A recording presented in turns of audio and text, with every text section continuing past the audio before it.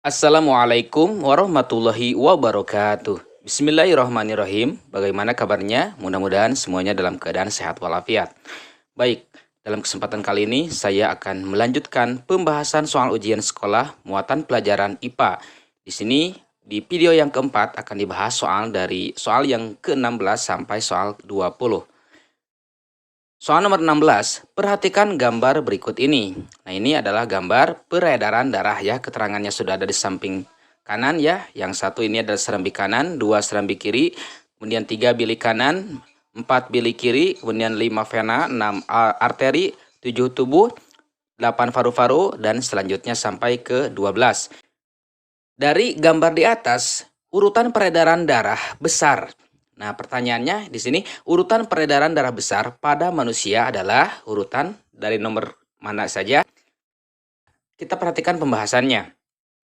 Sistem peredaran darah atau sistem sirkulasi ya merupakan suatu sistem yang memfasilitasi pertukaran zat-zat yang dibutuhkan tubuh dan zat-zat sisa metabolisme.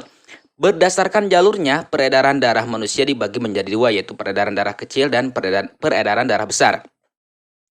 Peredaran darah besar dimulai dari jantung ke seluruh tubuh dan kembali ke jantung. Tujuan dari siklus peredaran darah besar adalah untuk memompa darah bersih dari jantung yang kaya oksigen ke seluruh tubuh untuk mengedarkan oksigen yang digunakan untuk metabolisme. Darah dari jantung akan dialirkan ke seluruh tubuh melalui pembuluh arteri ya. Nah, ini pembuluh arteri atau disebut dengan pembuluh balik. Kemudian setelah oksigen diserap oleh sel tubuh, darah menjadi kotor dan dipompa kembali ke jantung. Nah, jadi urutan siklus peredaran darah besar itu dimulai dari bilik kiri. Kita perhatikan ya, yang nomor 4 itu adalah bilik kiri. Kemudian ke aorta. Nah, kita perhatikan yang 12 itu ya, ke aorta. Kemudian arteri. Kemudian ke seluruh tubuh ya, yang perhatikan yang 7. Kemudian vena di sini 5, kemudian serambi kanan ya, kembali ke serambi kanan. Jadi dari bilik kiri, aorta, arteri, ke seluruh tubuh, vena, kembali ke serambi kanan. Nah, itu ya mengenai urutan siklus peredaran darah besar. Jadi jawaban yang tepat untuk soal nomor 16 adalah A ya. Bilik kiri, kemudian aorta, kemudian arteri, seluruh tubuh, vena, serambi kanan ya. Nah, ini ada jawaban untuk soal nomor 16. Selanjutnya nomor 17, perhatikan tabel berikut ini. Nah, ini adalah nama hewan, kemudian cara berkembang biaknya. Kepiting pipipar, kecoa ovipar, lumba-lumba ovovivipar, tupai pipipar. Nah, ini mana yang tepat gitu ya.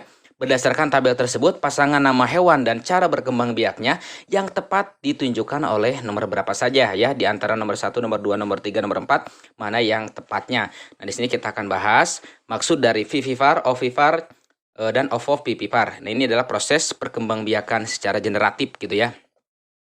Perkembangbiakan generatif atau bisa disebut dengan perkembangbiakan seksual terjadi jika sel kelamin jantan, spermatozoid bertemu dengan sel kelamin betina atau sel telur. Perkembangbiakan generatif itu dibagi menjadi 3. Yang pertama ovipar. Ovipar itu adalah hewan yang berkembang biak dengan cara bertelur.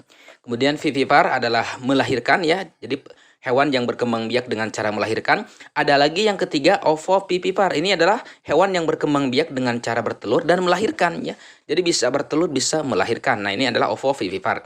Nah, dari ketiga ini kita akan lihat ya hewan-hewan yang tadi ada dalam tabel. Salah satunya yang pertama adalah kepiting. Kepiting ini kira-kira apa?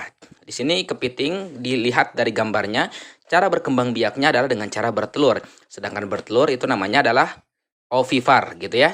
Dan dilihat dalam tabel kepiting pipipar. Kalau vivipar berarti melahirkan. Berarti nomor 1 itu kurang tepat ya, karena di sini kepiting itu adalah bertelur, sedangkan dalam tabel melahirkan berarti nomor 1 salah.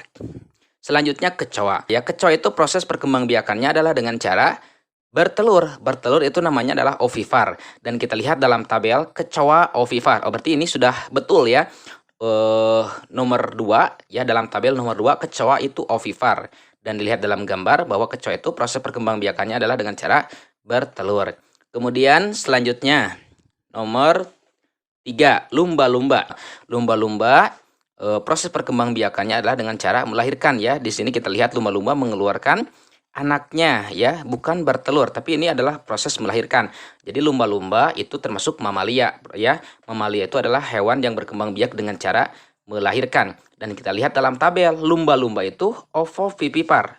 Bertelur, melahirkan. Berarti ini salah ya, nomor 3 juga salah.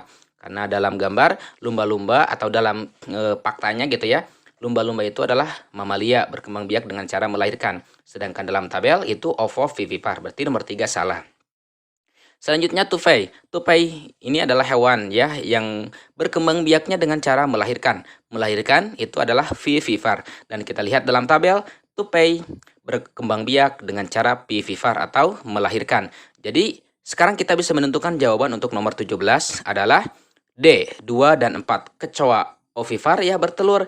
Kemudian nomor 4 tupai vivipar atau melahirkan. Jadi jawaban yang tepat adalah D. Selanjutnya soal nomor 18. Cara yang dapat dilakukan agar terhindar dari diare adalah A.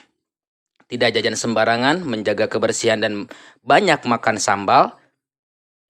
B. Tidak jajan sembarangan, menjaga kebersihan dan mengkonsumsi makanan terlalu asam.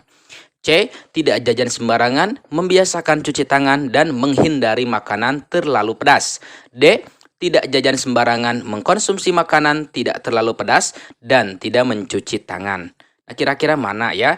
Nah, di sini dalam gambar kita lihat poster ya, agar terhindar dari diare apa saja, tidak jajan sembarangan, mencuci tangan, cuci buah dan sayur. Dan di sini kita lihat yang A, tidak jajan sembarangan, menjaga kebersihan dan banyak makan sambal, ini salah ya. Terlalu banyak makan sambal ini menyebabkan diare. Jadi ini yang A salah. Tidak jajan sembarangan, betul, menjaga kebersihan, betul, dan mengkonsumsi makanan terlalu asam.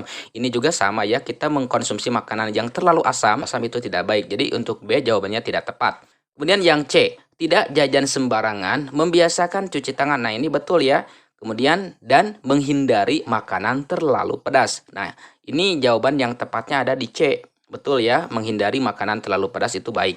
Kemudian D, kita lihat tidak jajan sembarangan, mengkonsumsi makanan tidak terlalu pedas, ini juga betul, tapi di sini ada di terakhirnya tidak mencuci tangan. Nah, ini juga tidak baik ya. Agar terhindar diare di sini disarankan untuk selalu mencuci tangan. Jadi jawaban yang tepat untuk soal nomor 18 adalah tidak jajan sembarangan, membiasakan cuci tangan dan menghindari makanan terlalu pedas. Selanjutnya nomor 19, manfaat vitamin K bagi kehidupan manusia adalah A, mencegah kerontokan rambut. B. Membantu pembekuan darah. C.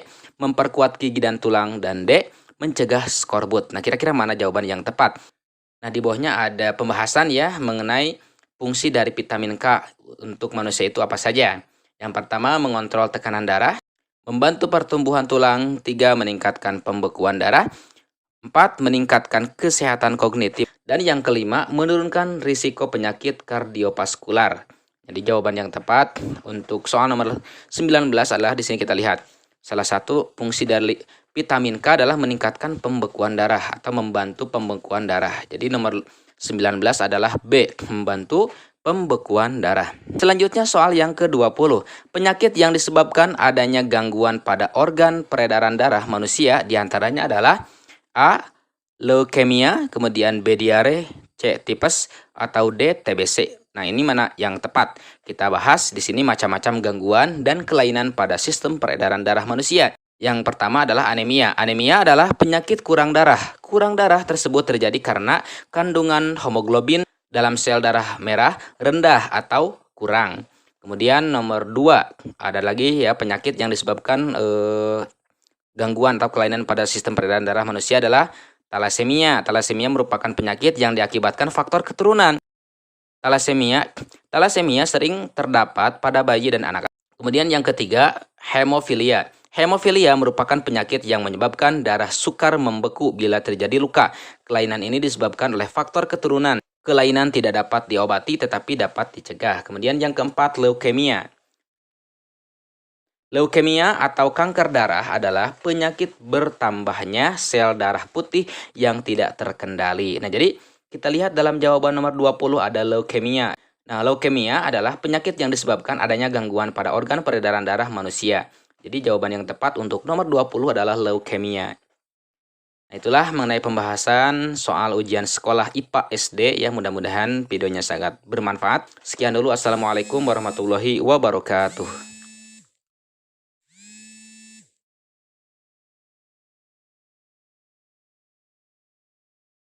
Assalamualaikum warahmatullahi wabarakatuh.